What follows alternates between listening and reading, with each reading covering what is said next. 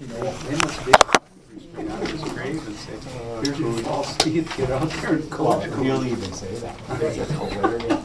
You know, whenever he said it. When I was coaching, When everything started going online, oh, of course, past us we struggled with that. Because we couldn't get on the bus in the morning, you know. Oh, no. I don't think so. I think that's left to you, right? Oh, I did my taxes yesterday. I feel like I had to sign my taxes and things like that. I think he's his So, Michael said, I bought him an extra sketch. Gave it to him. It was kind of cute. I never had any sprinters, yeah. 8 girls that convert. Oh, yeah. No, he's so fun to just sit. I saw him at the DEA track meet last year. Winger and Pen. Oh, think about my parents. Both my children are teachers. Yeah. Well, Their salary when they work on the side. Do you have to make extra copies of that for tonight? Like big time. No, if we're gonna make copies, let's make copies of his, because his has the borders on it. I printed, mine printed without the nice lines. Mine printed like this big. That's what I had to do. I had to make it to fit. All the rows are on the same page. So you got, yeah, that's All the rows on the same page, Right, but we copied his.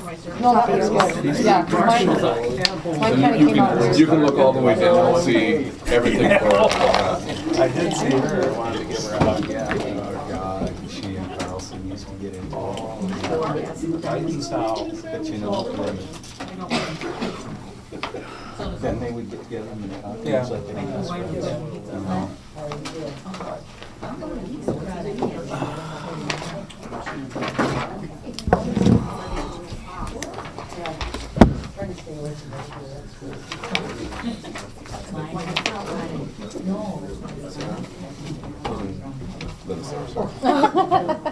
On page 2 of the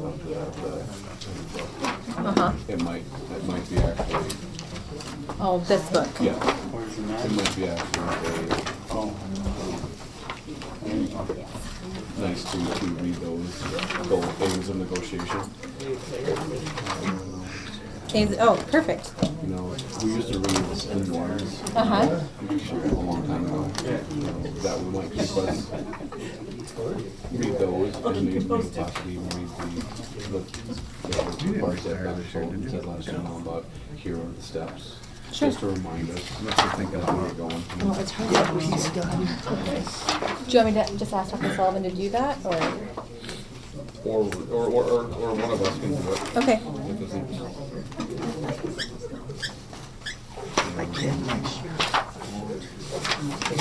So the steps are on page 7, Steps are on page 7, and then the aims on page 2. on page 2. It might not be an idea just to read those so that Yeah. we refresh our minds of what our aims and what our Perfect. goals are. Do we need to make an addition to the agenda to do that?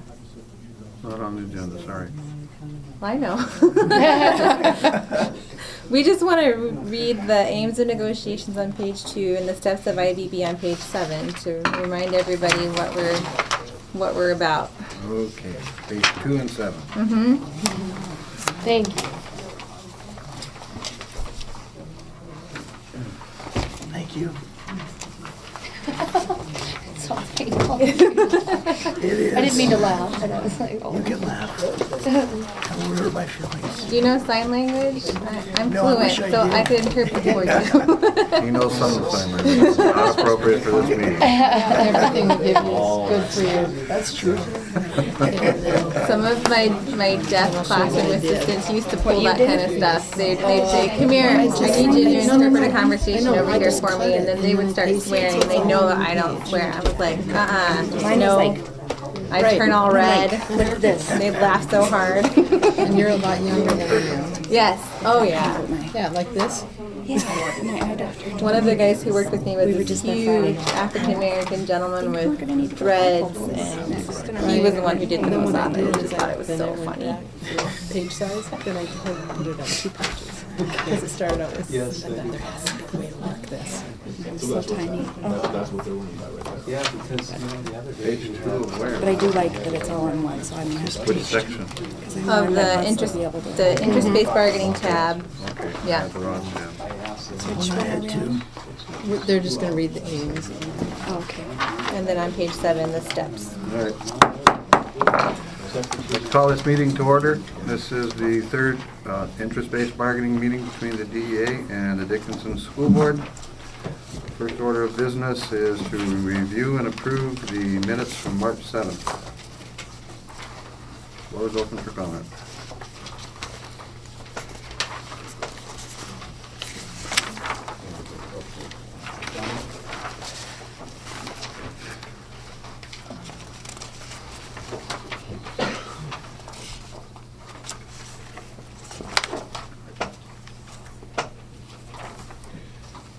Mr. Chair, Mr. Fay. on page 4, the first full paragraph, where you're recommending reviewing training under, handbook under exercise A, which we went to, you discussed a solution. He felt that 2-hour increments could be a solution.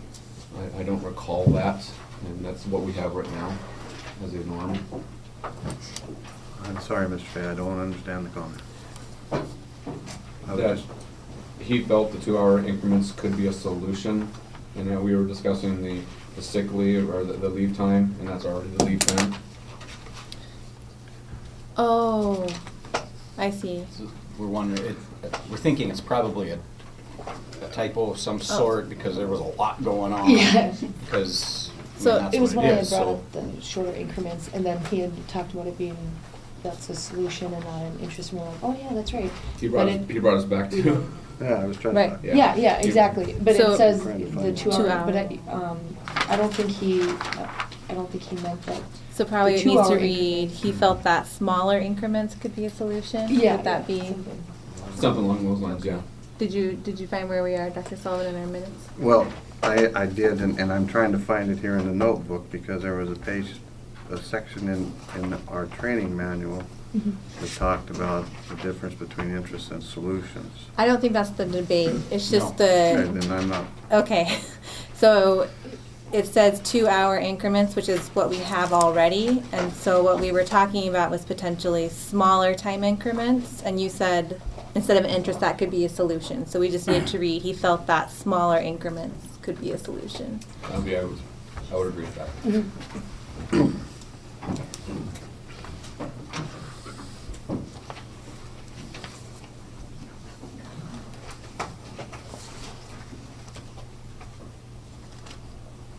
okay? Other than that, I think Twyla does an excellent job as usual.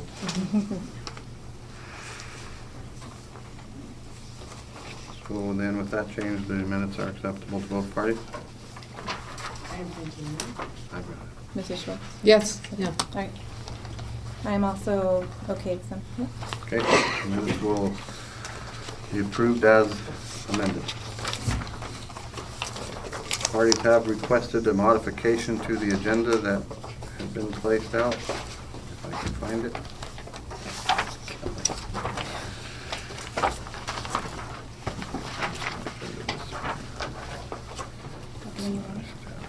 Where the heck did it go? It's right in front of me. And they would like to go to the training manual under the section interest-based bargaining, and on page 2, read aim of negotiation. Mr. Chair. Mr. Fay? Years back, if you remember, we used to go around and read the collaborative norms, and it was a nice reminder. And if we want to continue to do IBB, I think that it would be good to remind ourselves on a regular basis of the aims of why we're doing it and the steps of it to keep us focused on our going in the right track. So you don't have to bring us back on track all the time. That would be a good idea, who wants to read?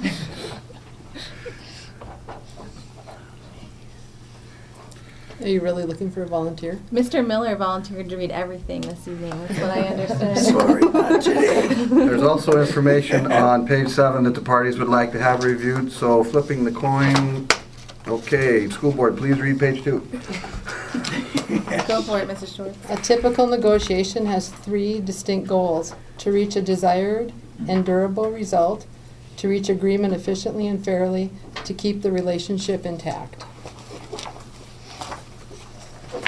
The steps of the IBB process: define the issue, identify the interests, develop options, develop objective criteria, judge options by that criteria, develop a solution, and put solution in writing. Okay, is there any discussion on those 2 things?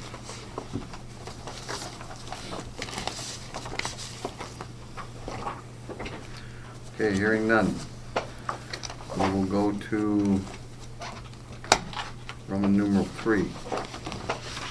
Signing tentative agreements. There was some discussion last month about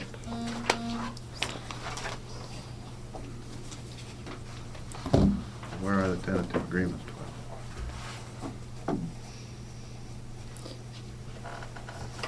Mr. Chair, Mrs. Ricks. were we going to wait until we had determined the length of contract before we had a printed tentative agreement for those items, so that all the changes could be made at once? And that would be fine. Is that okay with everybody? It's acceptable. Okay. Item 4, introduction of topics. Please remember that the next time the parties will meet will be the last occasion when any new topics can be introduced by either party except through mutual agreement. So are there any new topics that either party would like to introduce tonight?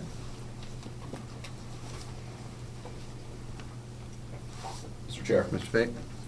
we have one new topic we'd like to introduce, and it's within the negotiated agreement to define specifically assigned and unassigned time.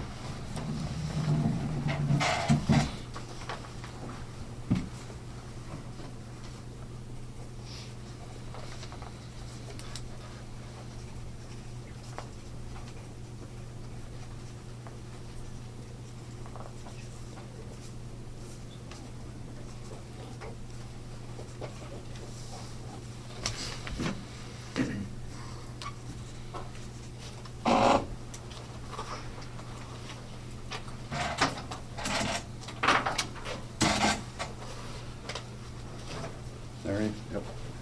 Is there anything else?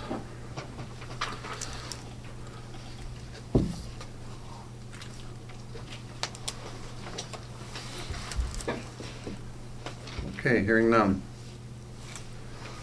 We will go on to item number 5, discuss topics for negotiation and bargaining. And last meeting, the parties were discussing simplifying sick leave language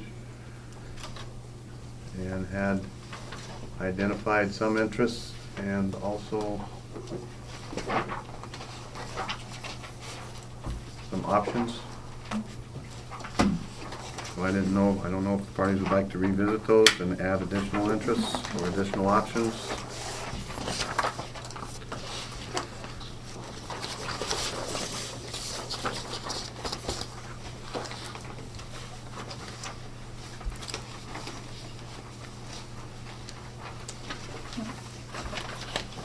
Under interests, I would like to add minimizing impact on students. Just so that we're keeping that in mind when we're making a decision.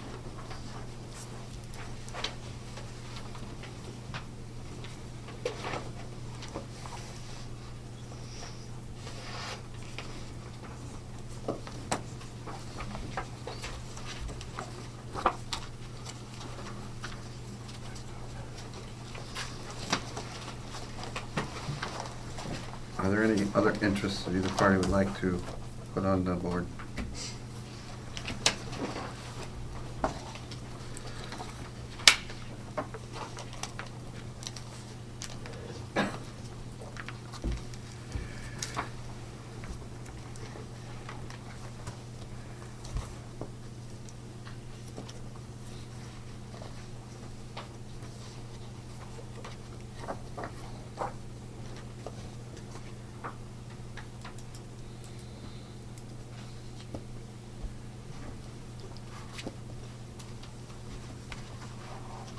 any. I'm not hearing any.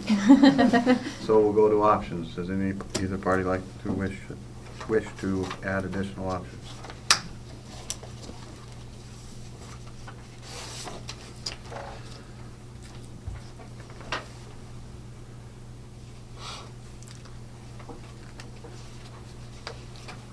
In the interest of listing all of our options, I think we should remember that it's an option not to change things. Maybe that's not what we're going to do, but it is an option. And then additionally, I thought we could think about, if we're talking about simplifying leave, we could think about potentially simplifying the way in which it's handled, if that might solve some of the problems, instead of making larger language changes.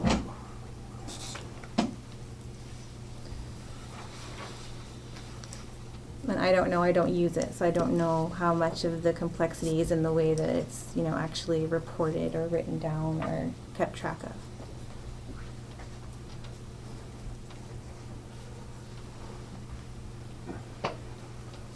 Ms. Ricks, I did not understand the second comment. I was kind of building on the first comment, but I was thinking about the idea of simplifying leave, and that maybe some of the complexity of it is in the way that it has to be reported or in the way that it's tracked, rather than necessarily a problem with the number of days there are for different things. I don't know. I just thought that maybe that was another issue of complexity that could be talked about.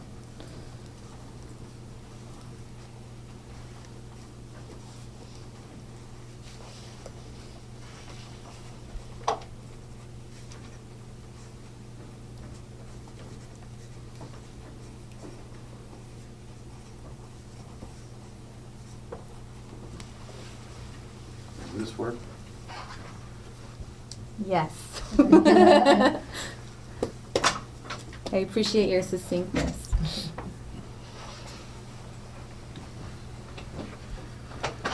Okay. Would there be any other options that either party would like to add to the list? Can we add it? Okay, we'd like to add something there just for thought and discussion. Possibly trading banked sick leave for a personal day. In your personal bank, obviously not the. Right, your personal banked sick leave. Your Accumulated. accumulated sick Accumulated, leave. right. Trade a certain amount of days for a personal day.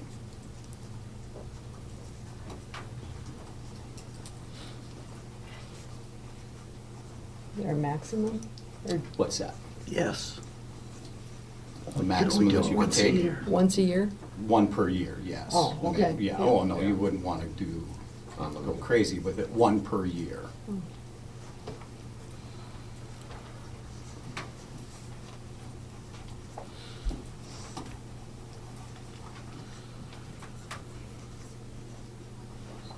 Didn't provide a specific number, just. Well, no, not as, I mean, That's we had a number in mind, but, you want that out there? Sure. Okay, I mean, our thought to keep it simple would have been, we kind of looked at some of the monetary stuff, but maybe 4 for one, 2 for a half. So if you needed half a personal day, you could go 2, we just looked at 4 and 2 as being simple, easy.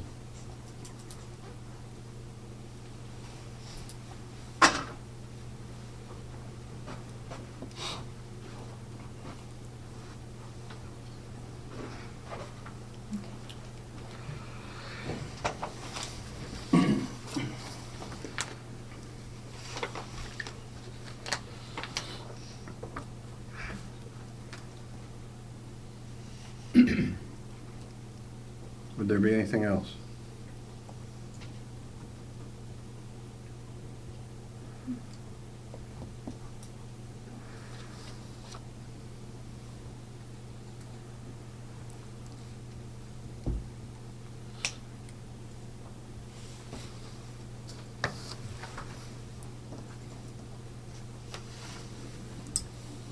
Okay.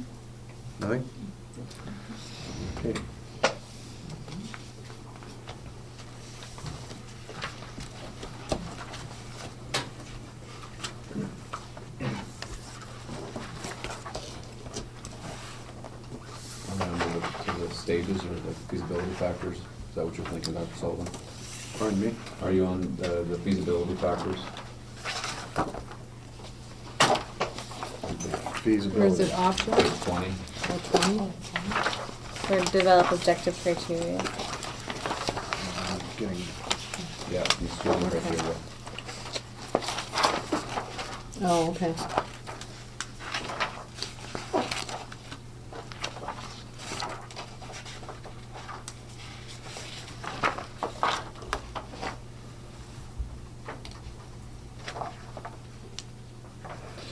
yep, the next step is to develop objective criteria. And according to the training that was received, stage one is to look at them through a perspective of legality, affordability, workability, practicality, ease of understanding, simplicity, and flexibility.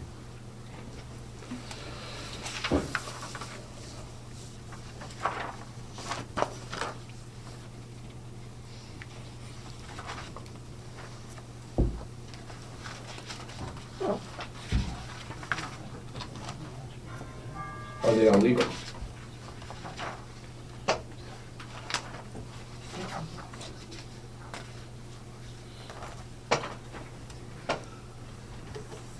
Haven't been called on them yet. Are there any gray areas? Or do I didn't have a gray area?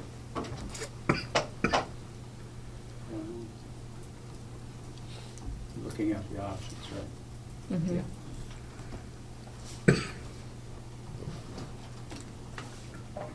As long as we meet century code with the 10 sick days. But I think that's workable with what's given now, so I don't see any, but it doesn't mean there aren't.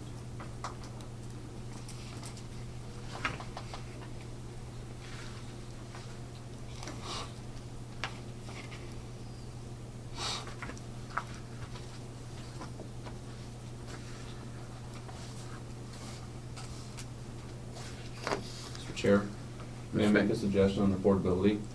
Can we rank them, what is most affordable to least affordable? We can sure take a shot at it. That might be a good step to move forward.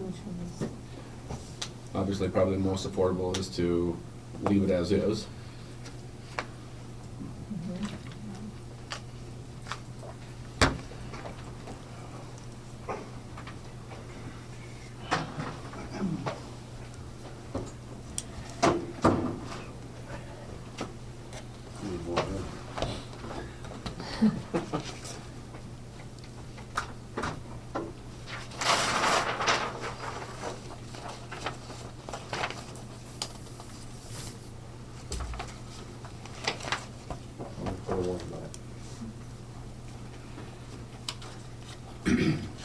I would think maybe simplifying reporting or tracking would be the second because there's no large shifts in number of days or anything like that. I agree.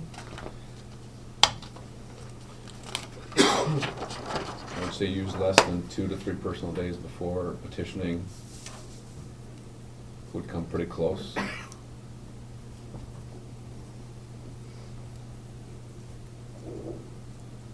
What about using leave in smaller increments? Have we figured out a price point on that at all? Yeah. Probably save money.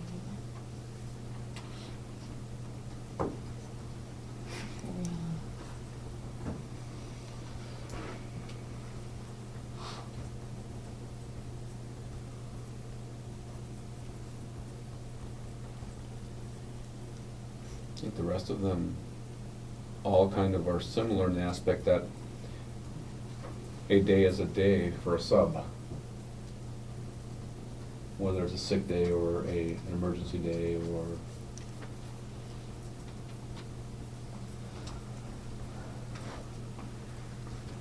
Other than paying time off would probably be more expensive Yeah, I think than paid- all the other ones. Right. and pay time is probably the most expensive.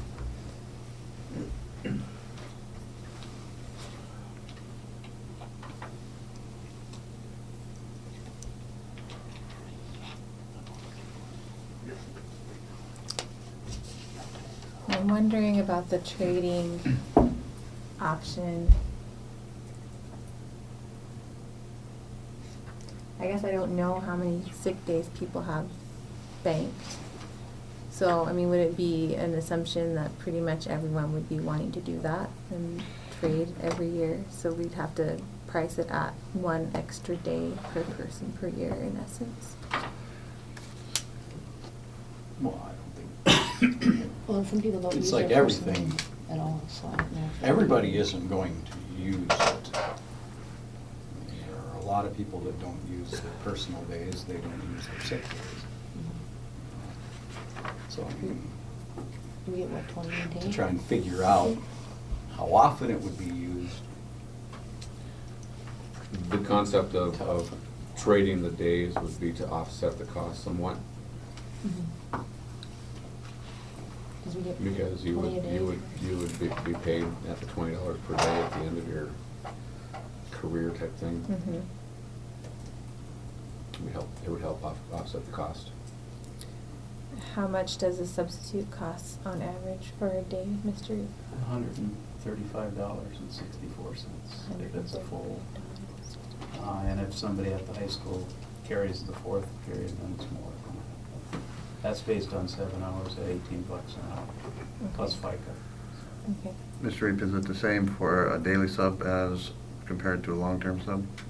No, long-term subs then are at 185th of the base salary, so they're at, I think it's $171 a day this year, once they hit the 11th day.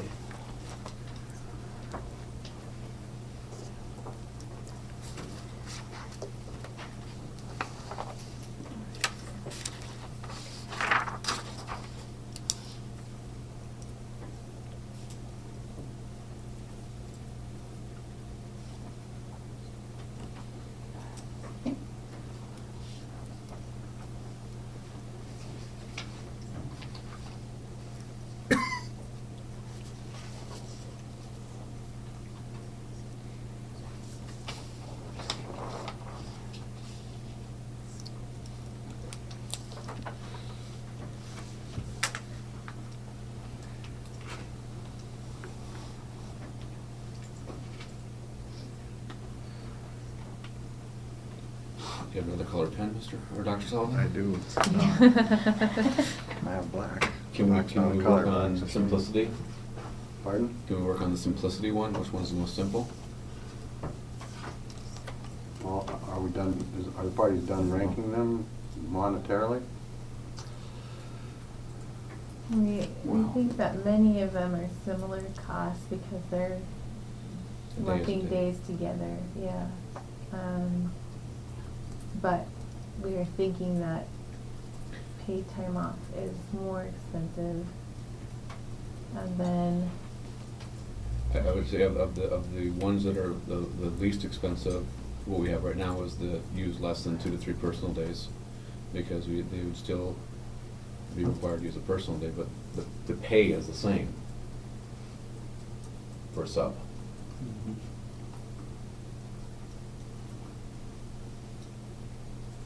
okay. So maybe 4 on that one.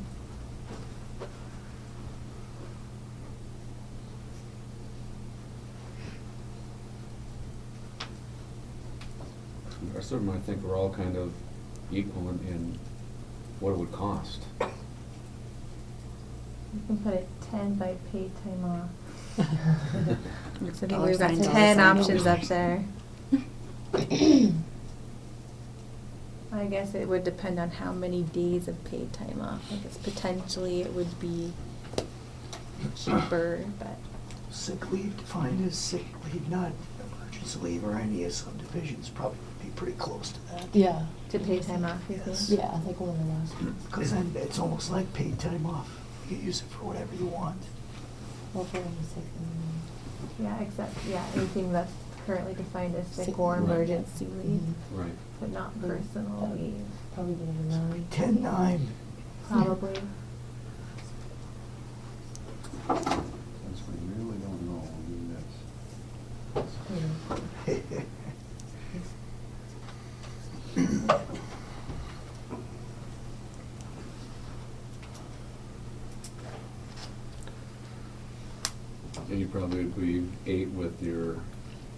trading days. Because that would cost. Somewhat. What really was there, 5, 6, 7?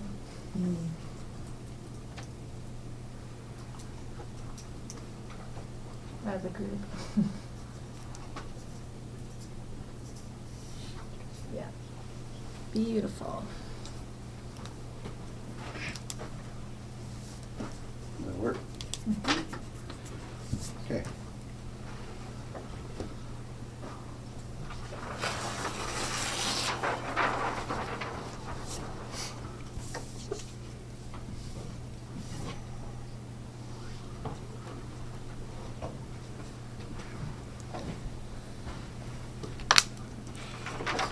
So step next is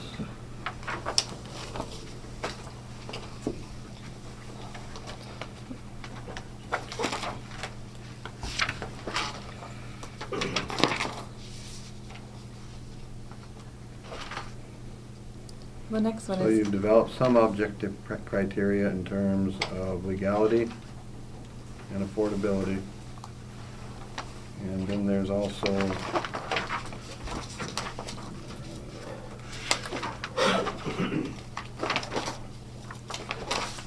There's a list on page 20. workability, practicality would be step next. Are any of those impractical, Mr. Reap, from your side of things? I don't think so, you know, when we talk about how they're tracked,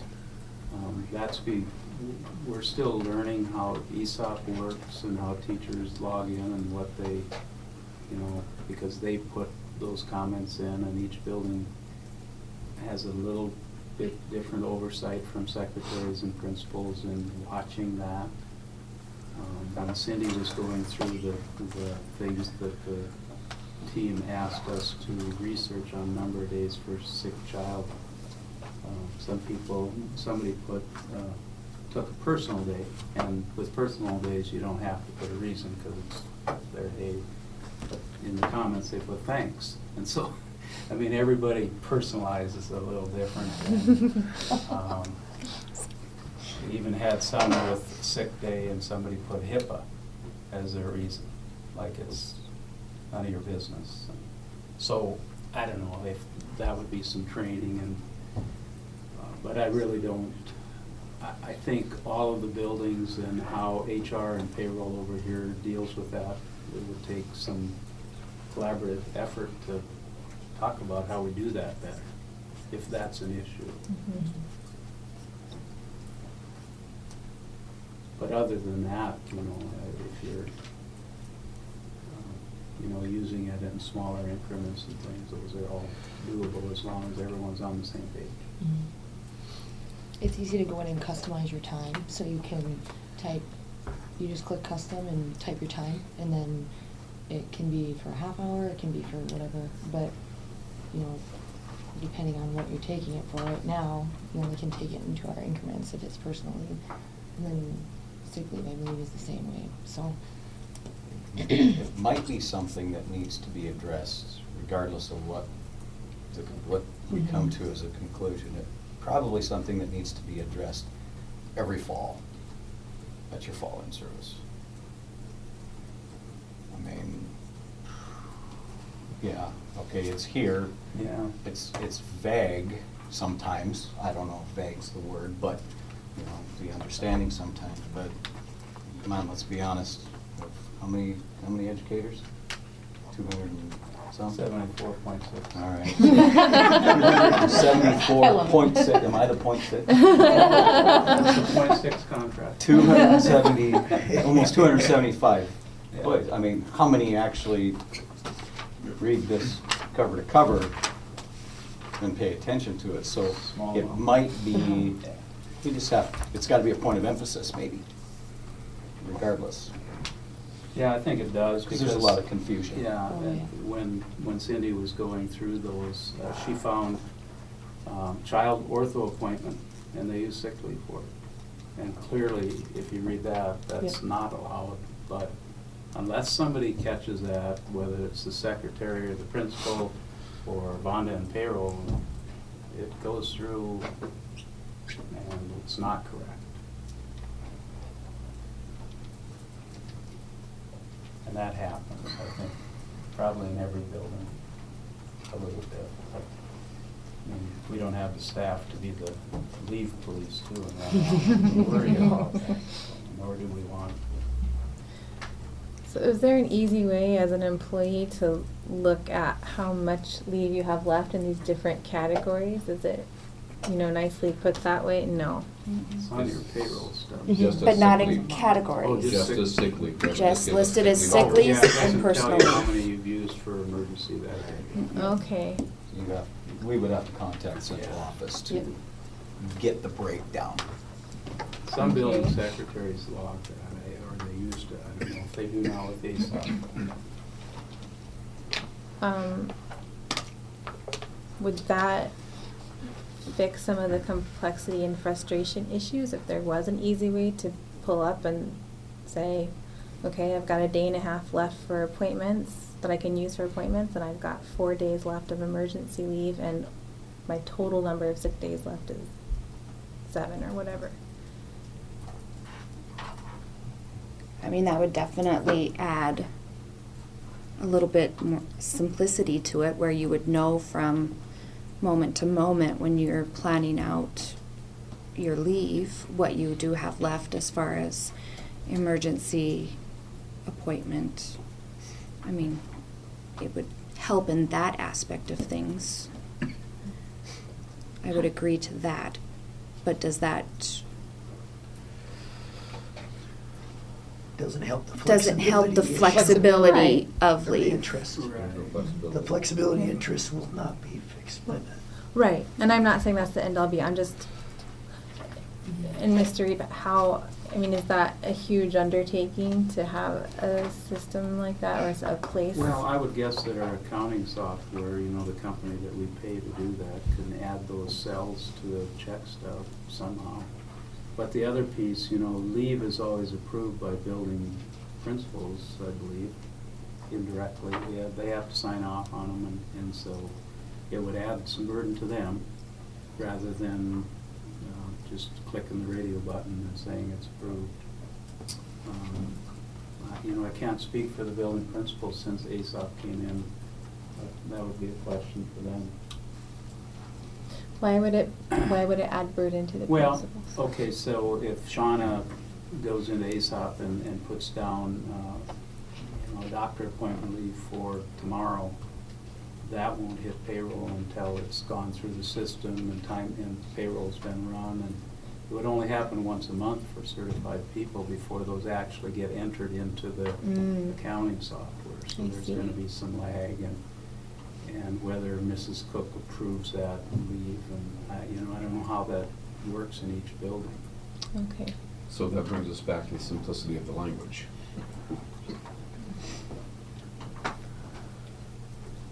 Okay, sorry, I think I got us a little off track, but do you want to, we've kind of established that they all could theoretically work. Right. So do we want to do as you suggested now and look at the simplicity? Mr. Fay, Mrs. Ricks, just in the interest of following the minutes and complying with what was discussed last week, do the parties want to discuss the information that was provided by Mr. Reap? Because there was a question last week about the number of days that were used for children in terms of personal leave before emergency leave was requested. And you should have all received a copy of that from, Yeah. you were all on an email. Assuming that was what was charged. Well, I'll, if, Mr. Chair, if you'd like Mr. me to address that, the question asked that Cindy looked at was, she gathered the use of emergency leave for the year 2015-16, and when they had to take a personal day after their emergency leave days were gone. That was the question asked. And then she did that for this current year up through February. And she counted only those days that were indicated on the form that they were for children, sick child, not other family members, because the focus point was the need for sick child, or that's the marching orders that this group gave to me.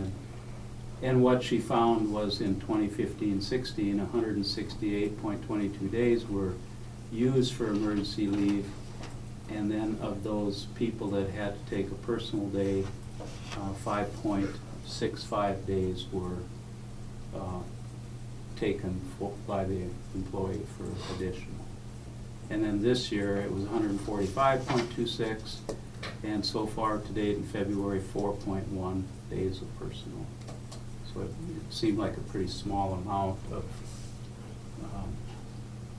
skin in the game, or having to use the day before they could request from the superintendent to get additional days. So that's the data that Cindy found in payroll. And she probably missed some days where they just said emergency leave and didn't say it was a sick child, but the data that she went through in ASAP said that, for whatever that's worth.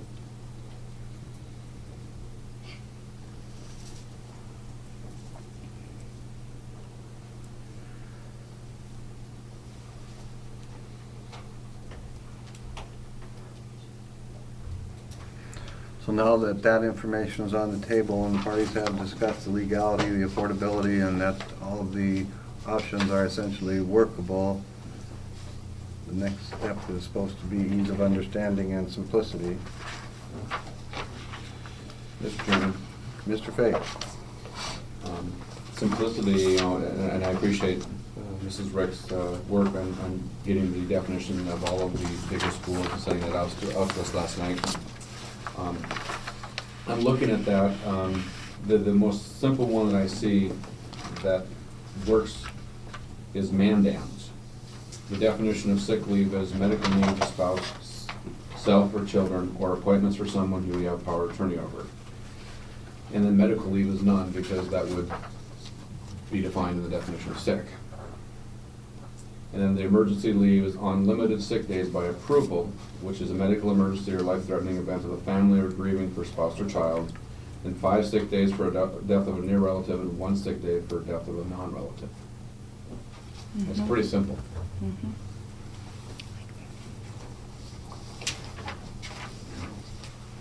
Definitely thank you, Mrs. Rixford, You're welcome. taking the time to research this and provide this information for the group. Yes.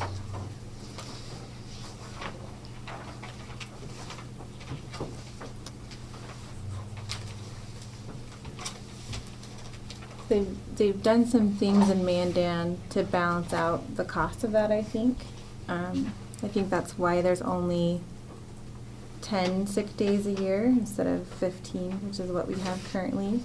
And I couldn't find any information about a sick leave bank, which, you know, I don't know if that leaves people out to dry when things go really south.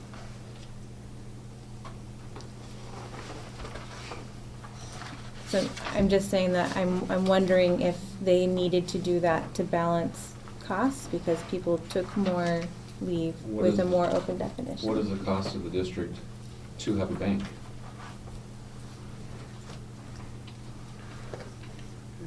Well, it depends on the case, but in the short time that I've been here, I know we've had one individual for sure that accessed a full 80 days. That was available.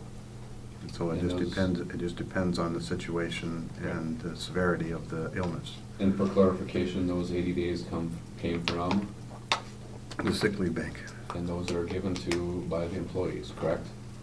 Those are placed in there when the employees are hired, yes. If they choose to donate to them, so. The difference in cost is for the individual that Dr. Sullivan is speaking of, then that person was out of sick days, and so for those 80 days got paid full contract. And anybody that's using sick bank days does, so it's not connected with subs or anything else. And Mr. Reed, Okay. can you clarify, when we budget we don't necessarily, I don't know if I'm gonna say this correctly. Do we budget for the sub-costs for every single sick day that is available in the entire district every year? Do you know what I'm saying? We guess at it. I mean, to be honest with you, each building has a substitute teacher line item. And Dickinson High School just has one, because rather than track it through all 30 departments. And we monitor that each year, and if we've had a huge number of sick days in one year used, we have to put more money into the budget to cover that. And then whenever the board approves the costs increase for a substitute teaching salary, then we also adjust the budget there, but it isn't. We don't budget for every possible day that could be taken. That would be astronomical. With PTO, we would have to, I think. So, if that helps. Yeah, so it does, it is, the days are there because we want to take care of our employees. But it is a cost to the district if every single employee were to use every single sick day, that would be more than what we generally would budget for. Because, like Mr. Reep said, we budget on what we anticipate an average use of leave would be. Okay, so just a question, clarification. So many of us donate to sick leave bank.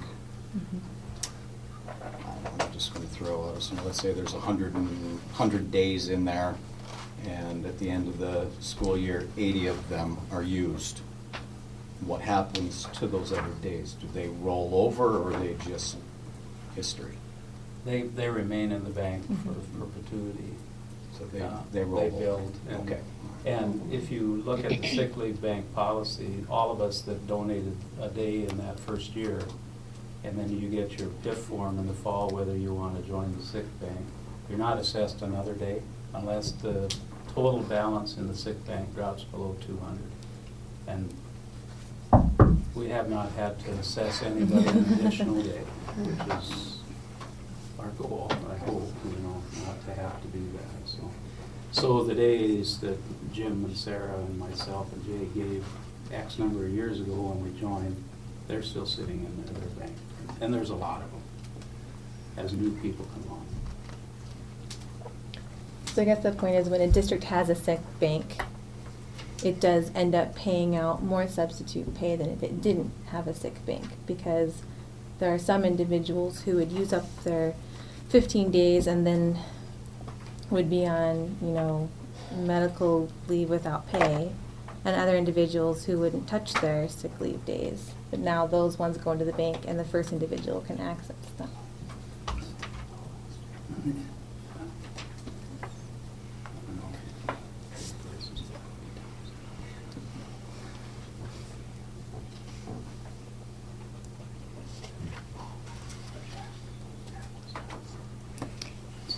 Mr. Reed, do you know what the average usage is of our district's sick leave, like on an average year?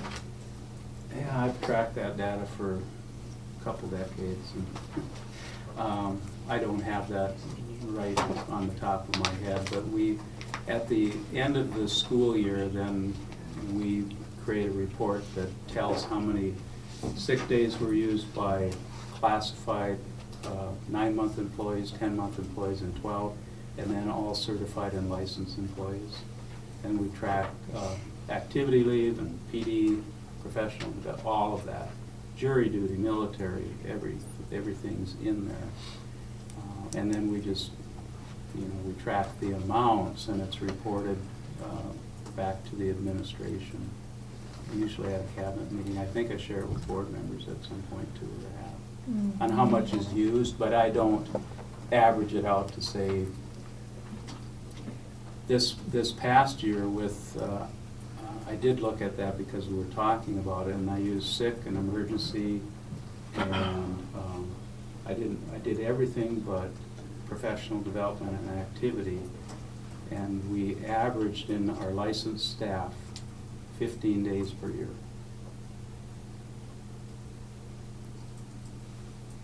I think it was 1,100 and some, or no, that was just sick. But when I added all, sick and emergency, all of those together, we averaged 15 days per staff member last year.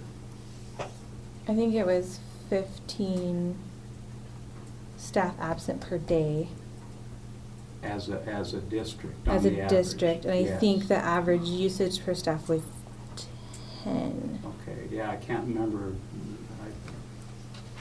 but I did calculate that. Mhm. I'm pretty sure that's Yeah, on pulling an up an average old given email. school day, it was 15 point something that there are 15 staff members that are either using sick, doctor, emergency, or. And by staff, you mean teachers?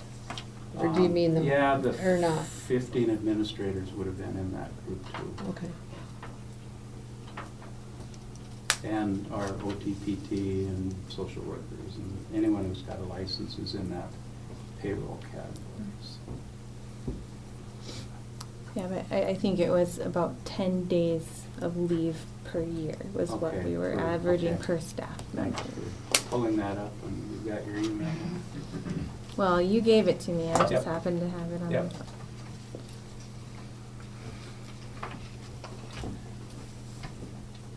So when you calculate that out for cost-wise, do you calculate it out for a sub for each of those days that are gone?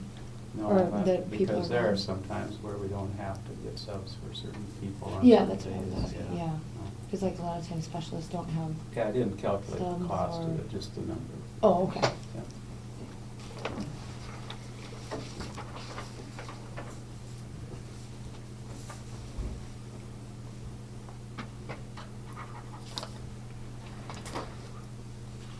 Mr. Chairman, Mr. Fay? in lieu of time, is there any that we can eliminate?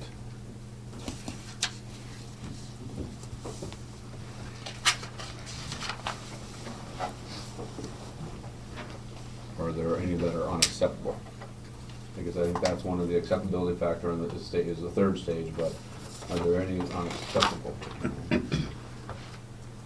That harm the interests of either Yeah, harm the group. interests of that over there.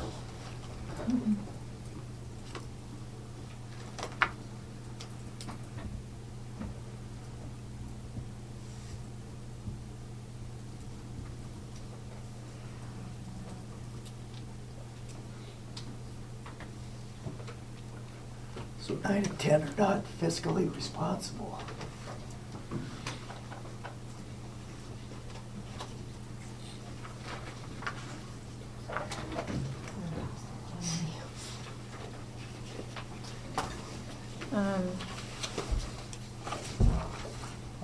I think that's difficult because it would depend on, you know, if we're assuming that everything else is the same. If we're staying at 15 days for all the options, that's different than if we're saying, you know, we'll do paid time off, but it'll only be 5 days, just for an example. Or, you know, we're gonna combine everything, but we'll make it 12 days. I don't know. Because we don't have specifics of them. Right. Okay, so, again, I've done this a while now, and we're 15 minutes into this meeting, and we have accomplished not a lot.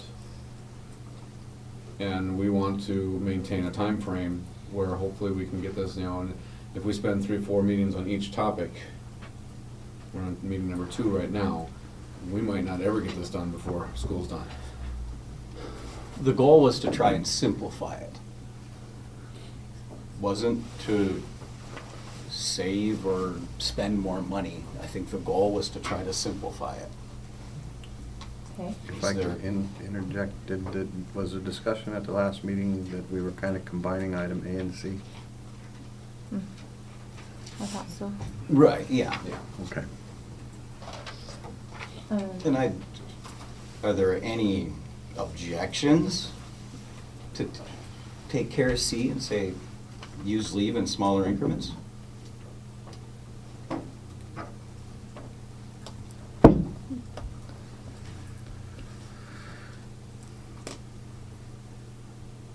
I have a concern about it.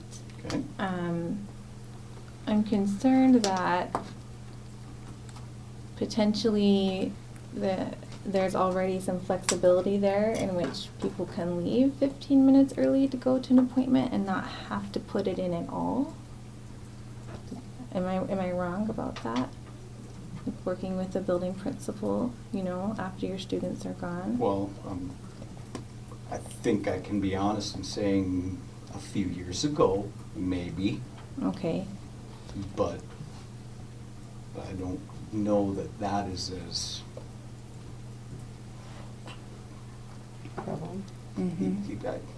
easily done now. Okay, because I was wondering if it would, you know, in effect take away flexibility and then basically make teachers spend more of their leave than the current situation, but maybe that's inaccurate.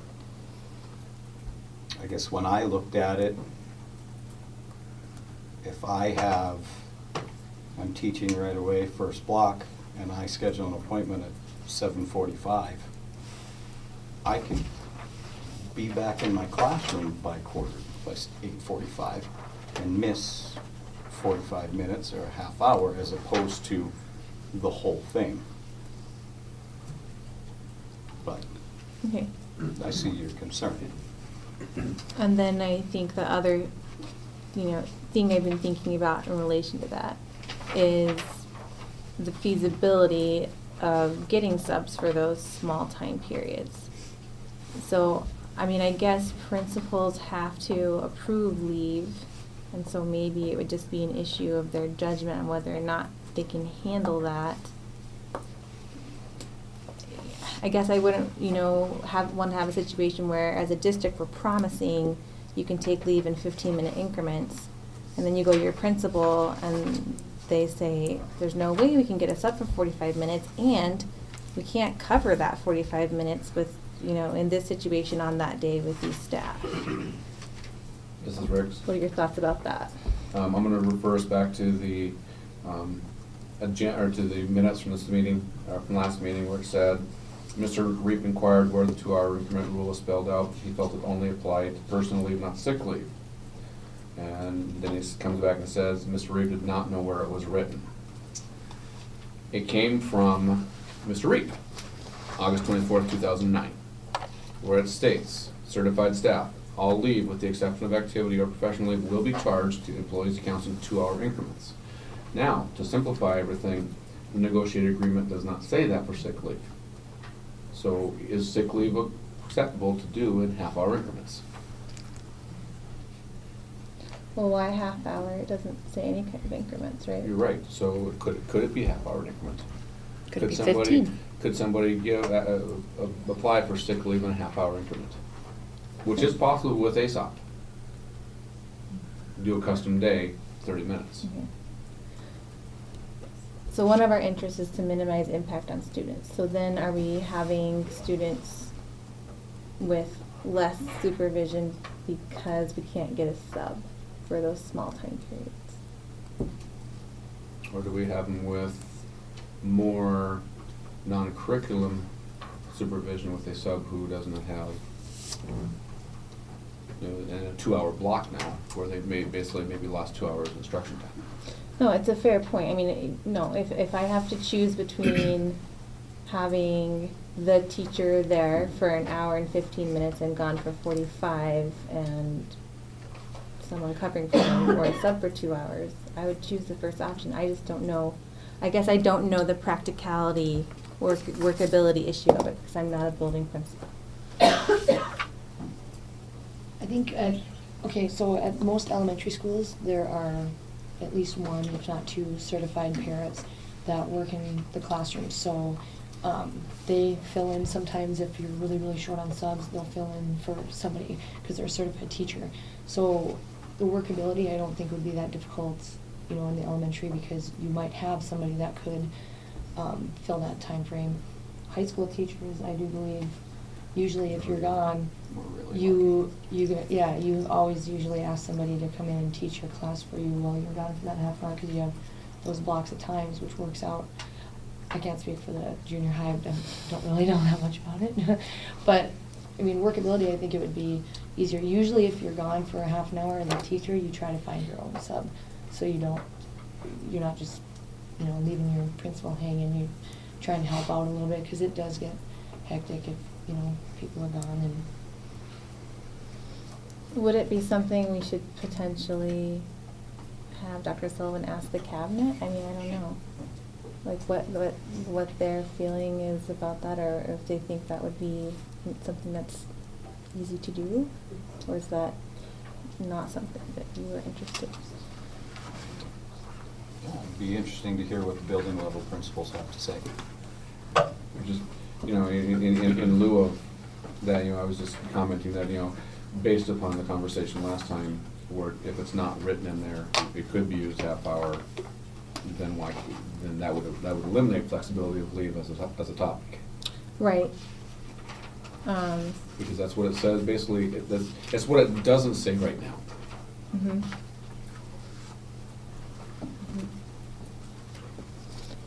So the memorandum that you have from 2009. Thank you.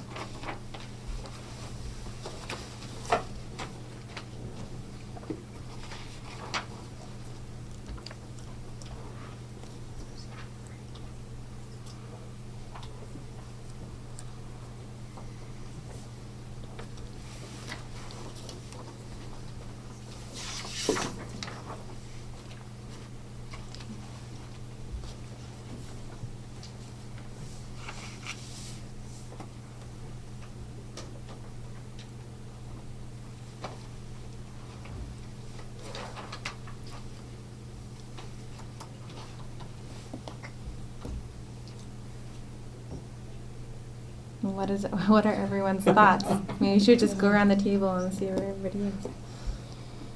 I think sending it to the cabinet is a good idea. See if we're missing anything. I think you make a fair point that it's not in the negotiated agreement. So I don't know about, starting at this instant. That might not be very fair, but I would feel better just knowing that half-hour increments, is going to work for everybody, and then we could put that language in instead of being a mystery. So I feel like that would answer all of my concerns. Yeah, I'd like to hear what they have to say, because none of us know. Yeah. Would that be something you'd be willing to do, Dr. I Sullivan? need to know the questions exactly.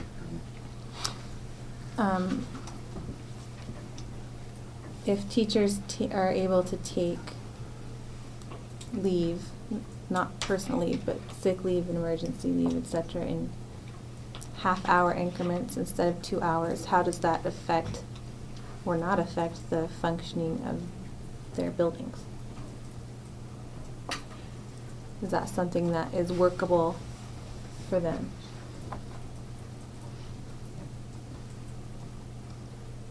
And what do they think, what would be the effect for students?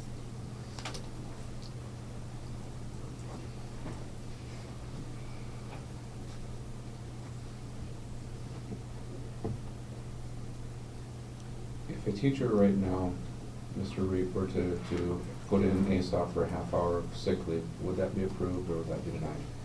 I think it's already happening in some buildings. Because, when Cindy pulled up all of the leaves, there were, 0.22, how it, Oh. Yeah. and I think she found quite a few where in some buildings that's been happening Okay. since ASOP was in. Because it switched from a paper leave that the principals looked at. And I shared with Mr. Fade and Dr. Sullivan and I had some of the elementary principals here, and we asked them about the 2-hour block, and they said, we're not following that. All right, so it might be a very easy One was. answer. That might be a real easy one then. It might be a problem that doesn't exist. Exactly. Okay, You have to ask all of the building principals. great. Okay. So then we're left with this bigger question. of the simplifying language. Yeah. Let's ask this, are there any up there that you look at and go, No. good idea? But that I Yeah. feel really positively about. Sure. Because, I mean, we've done some research too, very similar to what you have. We understand that most of the bigger schools are in a very similar situation we are. Like I said, the goal was to try to simplify it. Is there something up there that you guys feel could simplify it, yet not go backwards? Not go backwards. I don't know how else to say it. I It's mean, fair and equitable. because we understand everything is, they're all very similar. We get that. It's, if we're gonna sit here for another half hour and not accomplish something, it's not worth it. Right. I guess for me, it's just so difficult because any change is going to have potential effects that I might not know. So I guess what might be the most helpful is to narrow it down to a couple of options that then in between now and the next meeting we could really dive into and say this is what that would look like, this is how it would answer these interests, this is what it would look like for students, for the budget, for For the staff I mean, member. for the staff For member. the staff member, we can't forget the staff member. No, either. absolutely not, and you know, we have up there fair too, that's for staff members, so. I thought for simplicity reason, putting your immediate family under sick leave would simplify. You still have emergency leave in there that you have to think about. That was the one that I personally thought would simplify it a little bit. It would make emergency leave less used. Right. If you simplified the sick leave to include your children and your immediate, and your parents. And It would eliminate, you're still using sick days, but it would eliminate that emergency use. So, and I agree with you, if we're gonna combine things, I like Mandan's as well, because then it, if your parents are in a place of life where now you're caring for them, it covers that. So it's not, it's a fair definition when we're talking about different situations of life. Would you consider having fewer sick leave days if they were all lumped together like that, knowing that the average use of leave is 10 days per person? So most people aren't using 15 anyway, but then it makes it easier, or it could potentially, and again, I'd want to go back and look at all of the implications before we came and talked about it again. But potentially it would help the district to, know we don't have these extra 5 days sitting out there we might have to pay for. My only fear in that, going down to 10 from or 15, is that you do have that new teacher that comes on. And, we might have to ask you to do some research for us on how many days that new teacher ends up using. But I think back to being a new teacher, and you seem to catch a lot of the That's true. illnesses that come around because your immune system isn't Mhm. built up for being with kids yet, and all the sicknesses that go with that. And so that new teacher is only going to have 10 days, where the teacher that's been in the district has already banked days. So I want to be fair to both, because if we go down to 10, you've got some people in the district that have already maxed out their days of being able to bank 120. And then every year, they almost throw away days because they don't use them, and they can't bank anymore. But then you have that first or second year teacher that ends up having to use them and is only banking a couple days the first few years, because And are of they getting allowed, are sick. they able to join, I think in our district, you're able to join right away though, the sick leave bank? The bank, but that's gotta be But catastrophic or life-threatening. So the use of being Okay. able to use that sick leave bank is not gonna fit that first year teacher unless it's something. Who just catches every single cold of all 20 Well, and kindergartners? if, I just look at this year, unfortunately, we've had a bad year of sicknesses run through the elementary schools. I mean, we've had many students come with the influenzas and pass them on to us. I mean, for the first time, I had to take sick days for myself because I caught the bad stuff that was coming in. We've had RSV through the schools. I mean, so I just don't know if dropping down to 10 is going to be something that would benefit our newer staff that don't have the bank, don't have accumulated days to fall back on. I think the bigger problem is those that have children, because I think those are the ones that are using all the sick leave anyway. Because, I mean, a new teacher, that's a lot of days to be gone, if you don't have kids. But I mean, if you have kids, that's why we're kind of in this predicament in the first place. We're looking Right. at simplifying it and figuring out, so, I mean, is anyone opposed to just designating, instead of going back down days, keeping emergency the same, everything, just designate a certain amount of days you can use for yourself and your immediate family? That would simplify it. Then people know, okay, if your kid has an appointment, you can use one of your sick days, so then it's not, because that was some of the letters we were receiving, right? That they were using emergency and then personal. That would eliminate having to use some of that stuff. You can just designate this many of your sick days to immediate family or doctor appointment or something. I'm not opposed to it, and when I think about staff members and wanting to take care of people and wanting it to be fair, what I don't know is that going to seriously increase the number of days people are gone? Because it is just far easier and more convenient, and it's right there, and you're not having to really carefully weigh sometimes, whether or not you're going to stay home, I guess. I don't know. And maybe it wouldn't have any effect, but it's just really difficult to know. And it just makes me wonder why these other districts who have a more encompassing definition, they all have fewer sick days. Which makes me think that there's maybe... But they can accumulate a whole lot more. If you're accumulating that many days, aren't using your sick days. Right, and in some But- of those districts that have really high accumulation numbers, I don't know that they have a district-wide bank, or at least I couldn't find information about one. Where we have, 120 of your personal accumulation plus the bigger bank.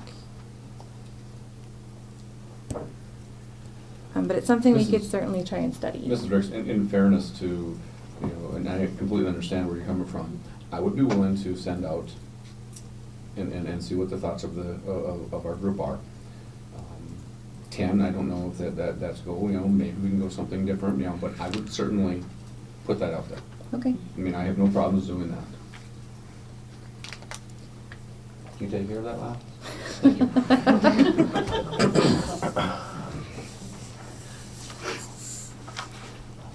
Okay, so we need to ask the question, what would be the potential effects of combining that?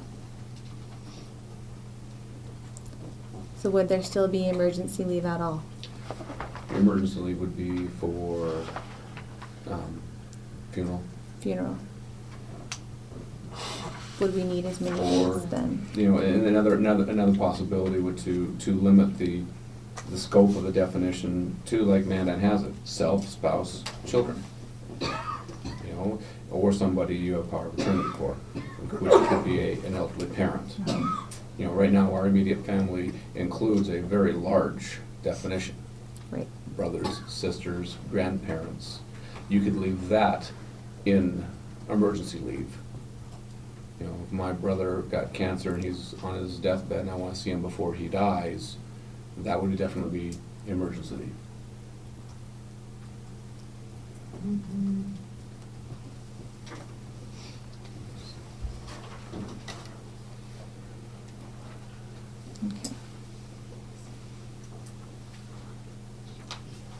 Okay, are there any other options we want to thoroughly research before we come back and talk about it? I guess I would like to know how many problems it would solve, or what people's feelings would be, just about having I don't know if it's feasible, but ask about the reporting system. I said it earlier, if you take care of business at the beginning of every year with a reminder, this is this, this is this, this is this, it might simplify things quite a bit. Yeah, well, and I guess if we do option A, then option B probably wouldn't be necessary, but if we look at option A and find out that it's going to, be unaffordable for some reason, then we'll have to rethink it.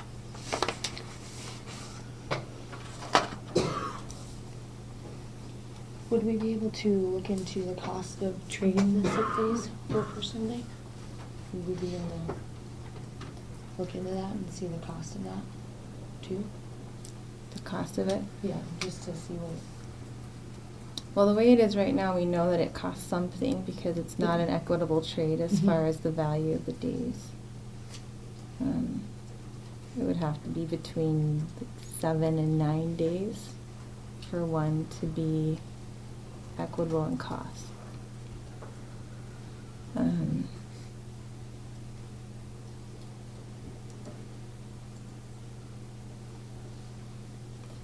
I guess my question is what problem is that solving, or what issue or interest is that addressing?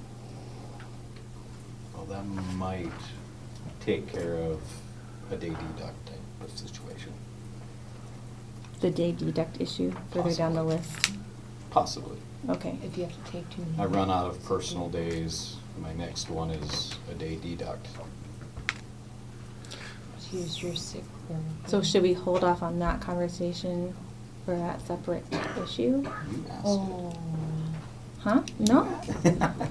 Well, I just. Oh, yeah, That's what, It goes under different. And I think interests. when we discussed it, it was a case of, if I go on a skiing trip and I have 2 personal days, I go on a skiing trip, I take my 2 personal days in October or November, and then something happens in my case, my son goes something, he's gonna graduate now in April, but I don't have a personal day left. I'm gonna take a day deduct to go watch him.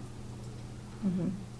This would allow, but it's a whole other concept of emergency leave too. If somebody has no more sick days or no more personal days, they've used their personal days for the emergency leave, and something happens and they need that personal day, it would give an option to, versus a day deduct.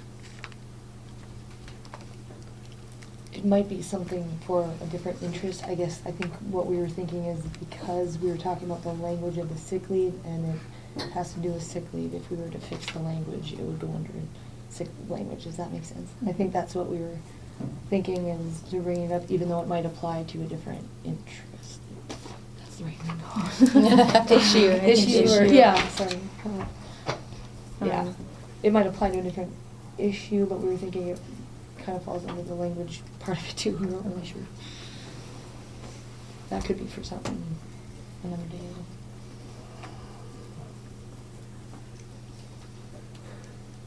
I don't think we're gonna solve this one tonight. Yeah. No, but we're closer. Yeah, definitely. And I do think it's taken longer, but I also think we have better solutions for what we're trying to accomplish. And we're still next to each other. I mean, we could, I don't know, Mr. Reef, is that something easy to crunch numbers for the day trade thing? I don't know that we'd get to it next time, but. Yeah, I'd have to take a look at it. It's gonna be hard to estimate on how many are gonna do it. But guess all of the people that have 120 120 days, plus your 15, are gonna exercise that quite rigorously. I know I would. And a lot of us have had 120 days for years and years and years. Those people that are healthy and haven't had to take that, they would trade those days in for personal pretty rapidly. They should. Well, And in, yeah, but if you and limit in the that- end, they might be using less Okay, days then you have anyway to because use they them all don't use sick first. days. Yeah, right. So right now, we You have to can, be we can honest. accumulate how many? 120. We can accumulate 8 personals. Oh, personal. Meaning, Yeah. holy cow. If you're banking, if you're up to a pretty good sized bank, and I think you would have to put a limit, say you have to have so many bank before you could do this, you're probably, you may have accumulated quite a few personal days too. But yeah, I think the other aspect is, you know, the thought was that you'd already be out of personal days. Okay, So you'd so already be out of personal days and this happened. you'd have to be Now, at 0 before you could do that. Mhm. It wouldn't be like, Right. I now get to take another day to So it's this. a trade after 0. Right. Okay, that clarifies it. And only one per year. Yeah. I mean, I can't trade in 30 sick days and get however many personals. It's just a one-time thing per year. Yeah.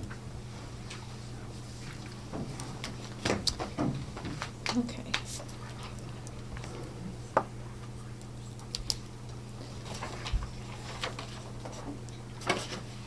Are we ready to move on to our next topic for right now? Let's go for it. Okay. Let's go for it. I'm sorry, Mr. Chair. Is it okay? Okay. If we move on to the length of contract issue.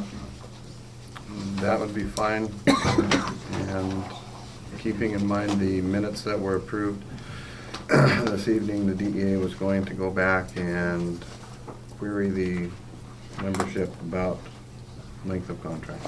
Mr. Fay, the floor is yours. Mr. Chairperson, Mrs. Riggs, the majority of people who responded back to our request for the definition of how long they would like the length of the contract to be were concerned about, obviously, the potential of a special session next year, and were concerned that financially it could be different, both negatively and positively. And they understood that. And they still, the majority of them, with the exception of, I think, 2, said they would like to continue with 1 year. Okay. Now, having said that, we discussed a little bit last night, and Mr. Miller brought up, you know, the concept that, you know, if we know at the end of this biennium that they saved no days for a special session, that the money is permanent for that second year, you know, could we revisit this? Absolutely.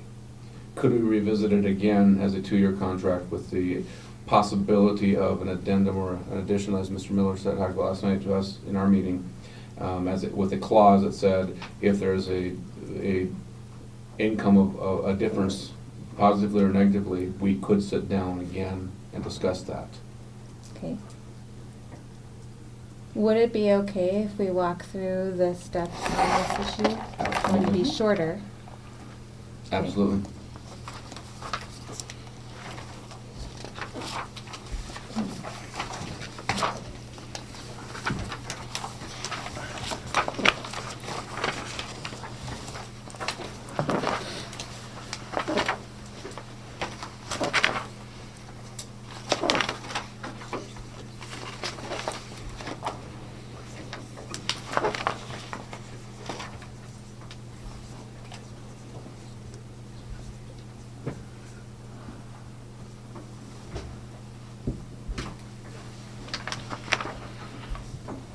So, step 1 is to define the issue.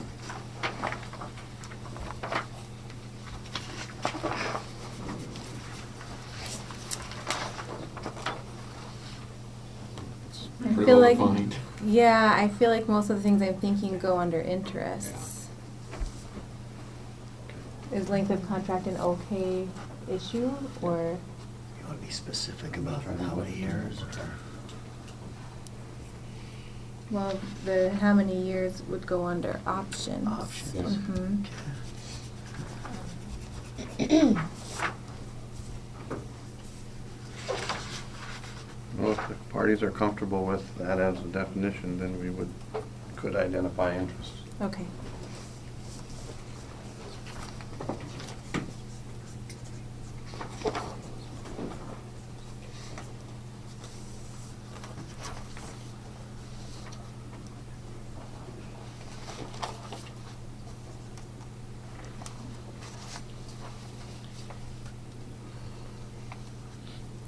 We could have a year off to focus on other things.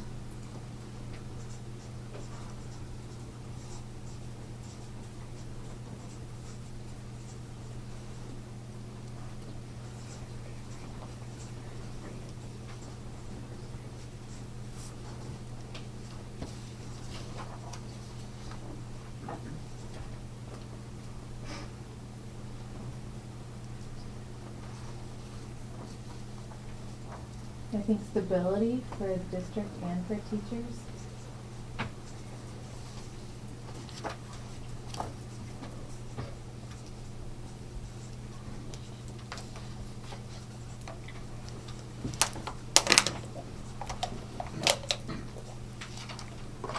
I would say fairness to both sides in this changing economic climate of the West.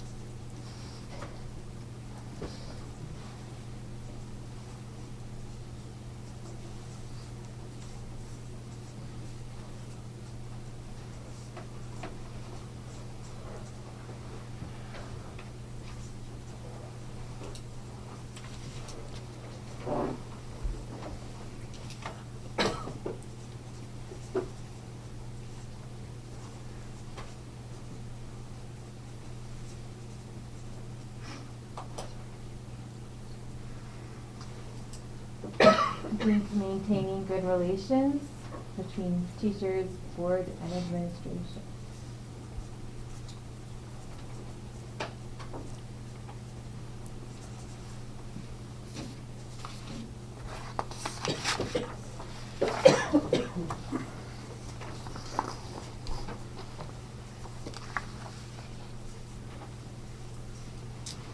Other interests on behalf of the staff would be the ability for the board to hear issues and problems.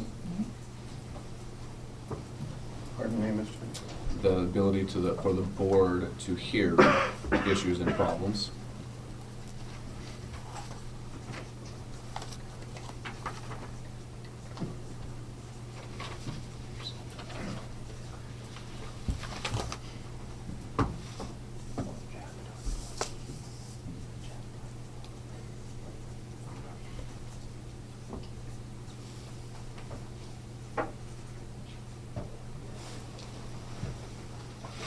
Focus on issues relating to student learning. Is that up there anywhere? Student learning, I think that kind of falls on other things. on which one? Focus on other things. Mm, 'Cause That's okay, we can put it up there too. So, being able to spend more time or, yeah, to focus on.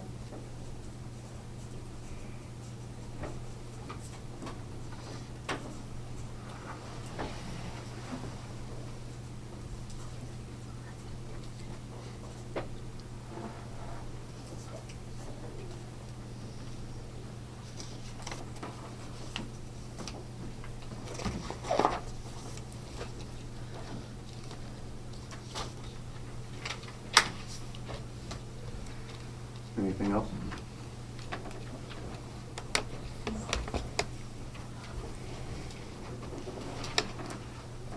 Not seeing any nods.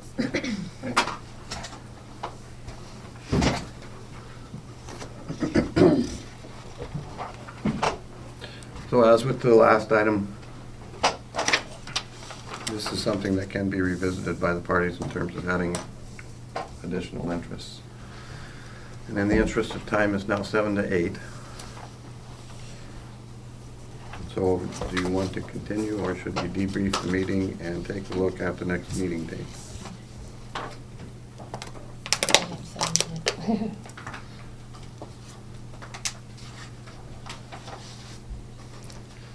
I'm okay to stay, but I will understand if other people need to go. Well, what's the next step is options? Mm-hmm. It's pretty easy, isn't it? Mm-hmm. Go ahead, put them up there.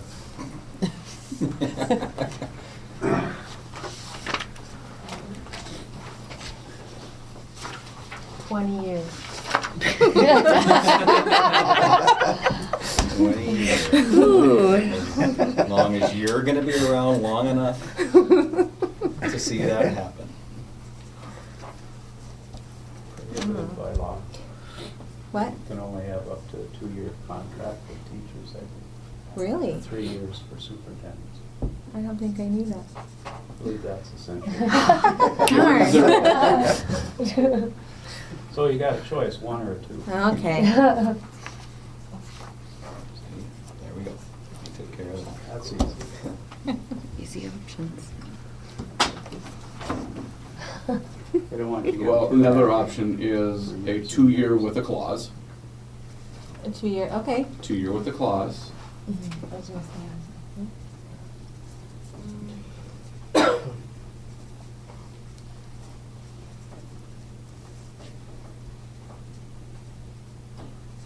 You know, and I know that we've, in the past, we've had that ability to open up negotiations in an odd year, non-financially.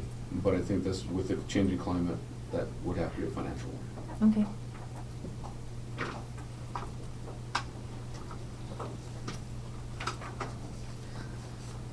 I think that's probably all of our options unless we want to do, 6 months or something ridiculous.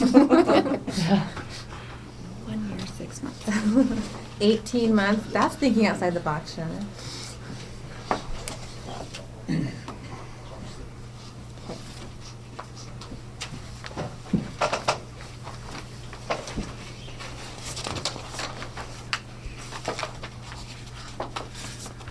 We know they're legal. Yeah. We eliminated the illegal one. Got all 3 of them.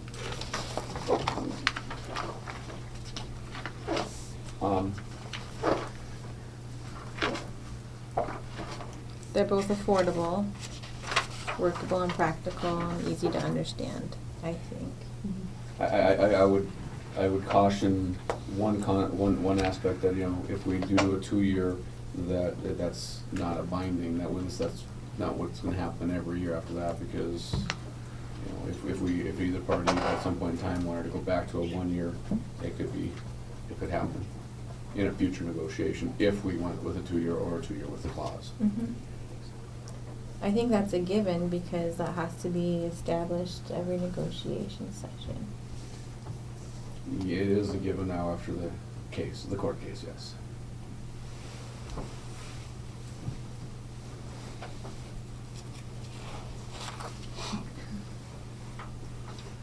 Okay.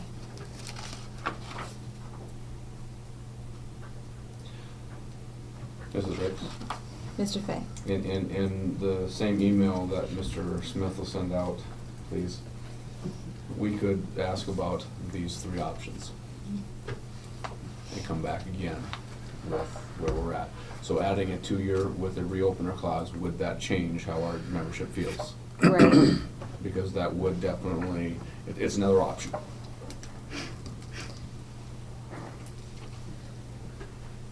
Well, can we talk about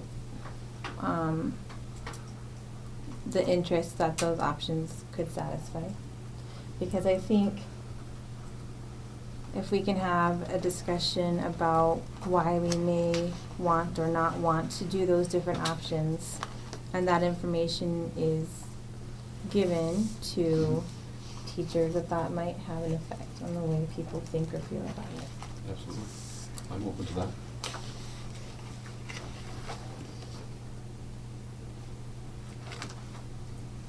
So obviously that first interest, having a year off, is only satisfied by the 2-year or potentially the 2-year with reopener clause. I don't know how you feel, but this is exhausting. I've done more 1 years than 2 years. I know. And as much as I love spending time with all of you beautiful people, some years it would be nice to have time to do or think about other things. So I guess if the main concern is your interest of fairness to both parties in uncertain economic conditions, is that the main concern? I think it is. I think that the rumors that are happening right now in our community with new rigs coming online to drill and the potential of course, the pipeline adding tax money to the coffers again in our government, how is that going to affect next year? And I think it's pretty obvious that our legislature is probably going to save some days. Okay.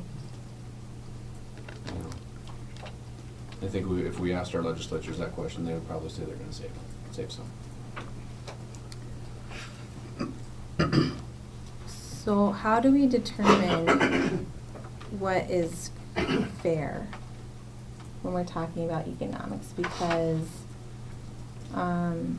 if things go down, then either this, and we have a contract, the school district just has to figure out how to deal or ask to reopen and discuss. But I'm understanding that if economic conditions change or turn around, then you would want the ability to renegotiate for higher wages. Is that accurate? I think that is a fair assessment, absolutely. Okay.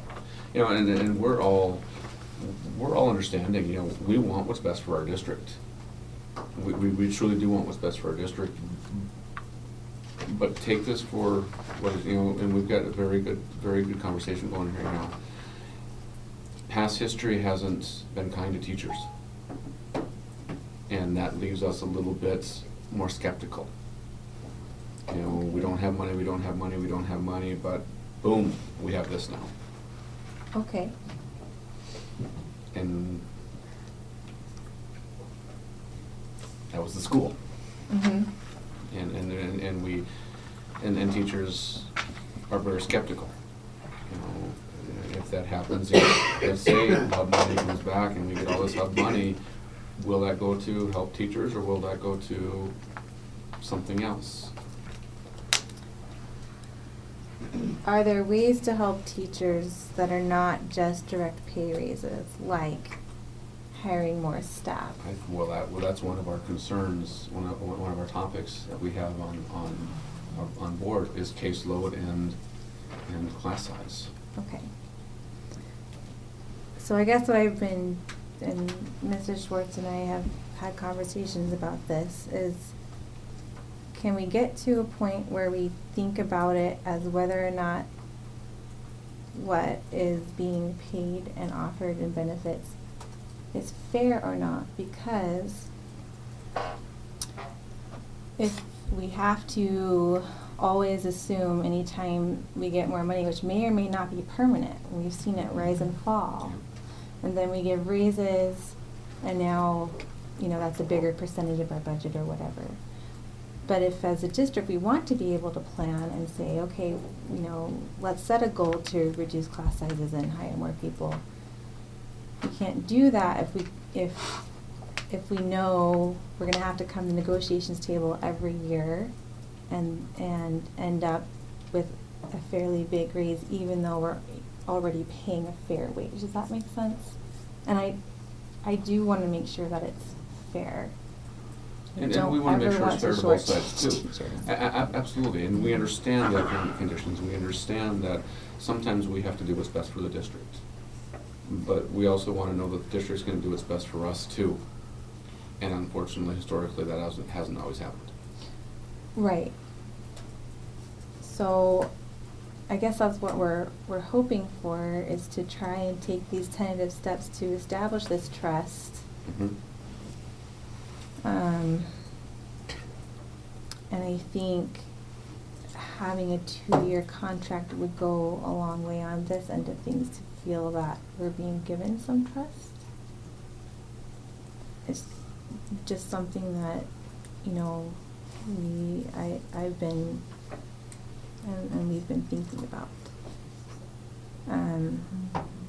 And also, would it be helpful for us to sit down together and talk in depth about school finances and how it works? Because money that is transient and temporary sometimes really, and money goes in different funds and it can only be used for certain things. And so I understand the hurt feelings and the frustration when cost of living was rising and then a building got built and teachers weren't. I understand that. I think it might be helpful for everyone to have a better understanding of the financial picture overall and how it works. I don't know, maybe it wouldn't, but. I think we're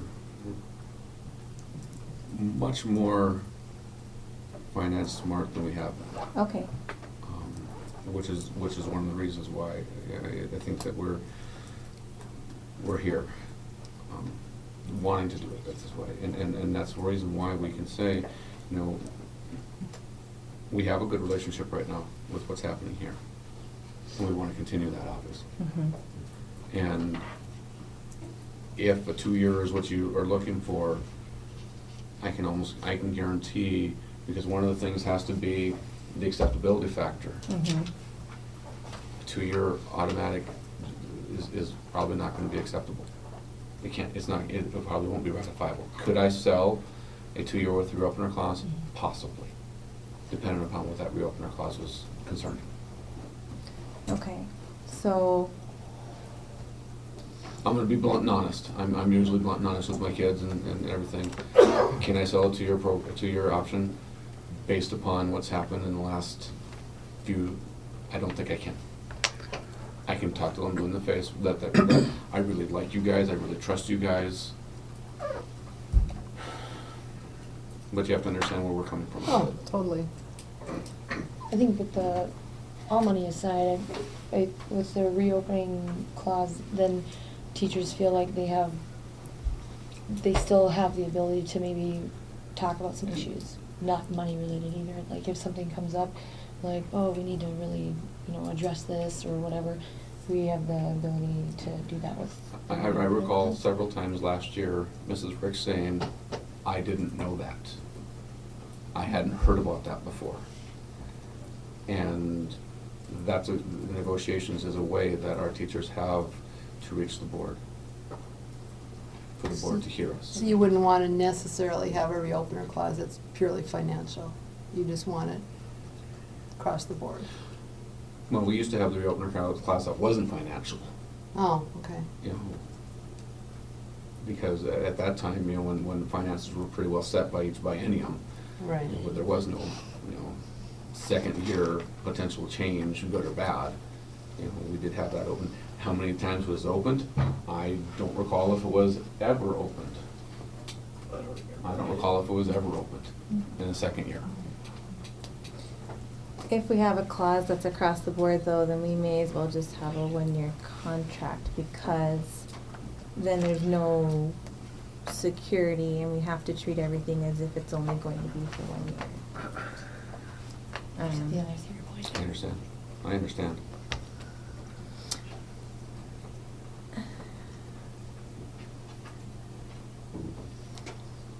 So do you feel that you have this is maybe a sensitive question, Go ahead. that you have the trust, that you as a team have the trust of your constituents, that if we come to this table and we go through this process and the 5 of you truly feel that what we're doing is the best option, and then you go back and find out that maybe some people disagree with you, I guess, do you have the, I know that in the end you still have to get it ratified, just like we still have to get it approved. And understanding that the few aren't the majority. Do I have to sell to the majority? And we're professionals, and if we come back and we say, this is a good thing, are they going to listen? Yes. Are we going to have to talk? Yes. Can we do it? Yes. Okay, but on But- this issue, But I think that I've heard it too many times, you know, how much money has come out of the general budget for schools, over bond, whatever, and teachers are sometimes hurt and scorned. Bad word, I don't know, but could I go back with a 2-year? I don't know if that would happen. Could I go back with a 2-year with a reopener clause based upon financial? Yeah. I'm, And it might be too soon to ask for it, but if you don't ask for it, you can't get it. I agree. I agree. And if at the end of the biennium, we see that this is how it's going, we can always, I mean, I'm not opposed to a 2-year contract, believe me. It'd be nice. I'm not opposed to it, because it is exhausting. It is exhausting. I left home at 7 o'clock this morning. So I understand wholeheartedly, and would I love a 2-year contract? I would love, as a negotiator, to have a 2-year contract. But am I gonna let my feelings as a negotiator affect my negotiations on behalf of an entire association? I can't. could you go back and say, anyone who votes for a 1-year contract has to volunteer to be on negotiations next year? And see if that changes anything. Be a landslide. Everyone wants in on it. Yeah. You know how many people we had to fight to get these jobs? I think there's more trust in it than we think. I think there's a lot of members that are trustworthy of the board and everything, so. Can I say that think we're we should go making- back and ask for it. I would definitely say we should go back and I think ask there's a lot more for it. trust than we think. Because the negotiations at the end of last year and this year have proven to be more respectful and much more amicable, and I like that. So am I willing to do this? Absolutely. Okay. And obviously, it would have to look at, what does it look like? I mean, if it's something that you're saying is very fair, hey, everybody's, yeah, it's pretty darn fair. Sign on the dotted line, let's go. You know, I mean, that I think is the bottom line. And it's not for tonight, but when we get to Right, wages, and that's, we need it's gonna to take a figure while out to decide this. what does that mean? How do we measure fair? I mean, truly, Mhm. not trying to be facetious. I really No, right. want to I know. you're not. Okay. I mean, I honestly, Jim said it. Yeah, we can find a way to make a 2-year contract work. It's way easier for everybody. Mm-hmm. Way easier.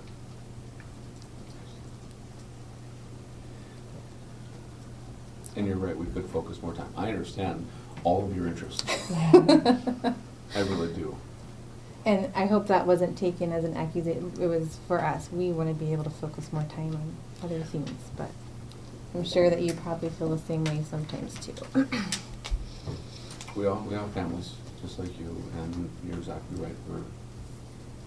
It is labor intensive, not only sitting at this table, but it's labor intensive outside of this room as well. Mhm. And we understand that. So I am willing to go back with that and ask about it. Okay. So, I would appreciate that. Mr. Chairperson, we do have one member who has to leave. Yeah, I knew, I Okay. was wondering. I think we can wrap up generally, but. Okay. I'll do my best. The minutes from March 7th were reviewed. There was one revision. Those minutes were not signed. The revision will be made and brought to the next, oh, you're going to print it and get it signed? Philo's going to print it and get it signed. There were no tentative agreements that were signed tonight. There was introduction of one new topic for trading sick leave days for personal leave days. That was an option. Mr. Chairperson, that was an option. That was an option. Yeah. The new topic was defined. Oh, define assigned and unassigned time. Thank you, Mr. Frank. The parties discussed simplifying leave language and flexibility of leave. further defined the options, added an interest. The superintendent will communicate with the cabinet about sick and emergency leave and the implications for utilizing half-hour increments, how it would affect the building functioning, is it workable, and is there an impact on students and learning. And in addition to that, the DEA will survey its members regarding the number of days. And there will also be a survey sent out, or it will be in the same survey, regarding the length of contract.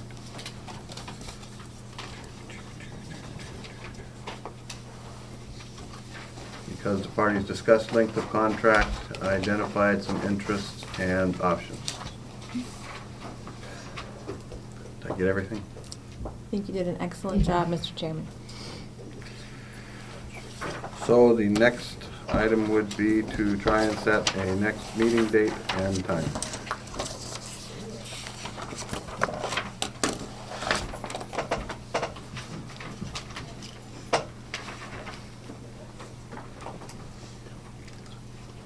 Are we looking at next week, Mrs. Ricks? That, Next week will be problematic. next week will be tricky. We are leaving on Thursday to go to Denver for the national convention. You have conflicts earlier in the week, Dr. Sullivan? There's a DEA meeting on Monday. I believe, I am gone the entire week. And I'm leaving on Wednesday. You're gone that entire week. Mhm. Okay.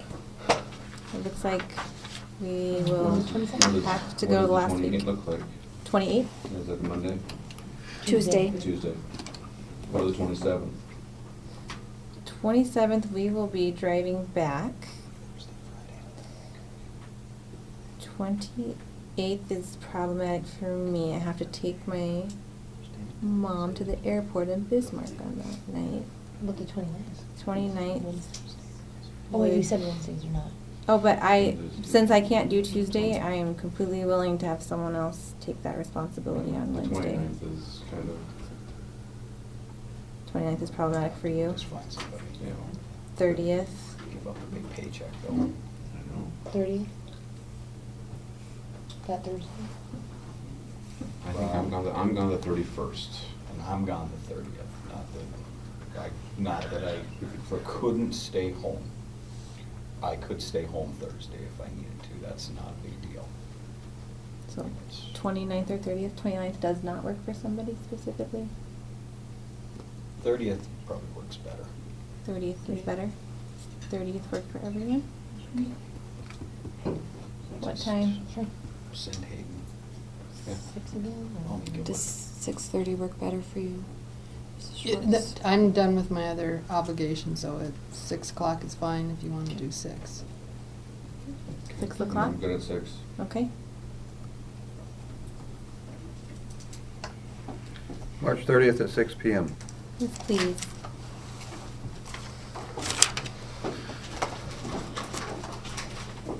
Meeting's adjourned. Thank you all. Thank you, Sarah. Yeah, Sorry no we kept you late.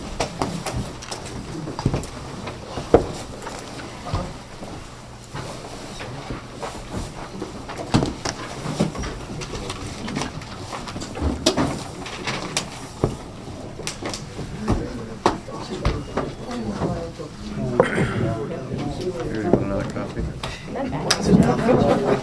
I have this copy. I have a media center. That's right, right, well, like that. All I got is the same I should have copy. made that. I should have just had copies made for me. You got all the right equipment. Yeah, it always helps. On next Tuesday, February 2nd, or February 3rd. Okay, so you're gonna have to just translate that into If we time. went to lunch, I could stay after lunch, and I have right after lunch. Okay, so what time does that start? What time is your lunch? 11:47. Well, I hope you're feeling better, Mr. Miller. 11:47. Yeah. I could I be made eating a lunch mistake and and I went home and came down. Okay. No worse. I did not It's kind of coming back. Probably good tomorrow. I See, have I'll to take go a to sick today. day. Other than I have all of my work My appointments battery on went it. dead. So could I just send you a text or an email with some stuff to send to me when I get home? So you said Wednesday, Thursday, Friday, Monday, and Tuesday, that's the schedule, and it changes?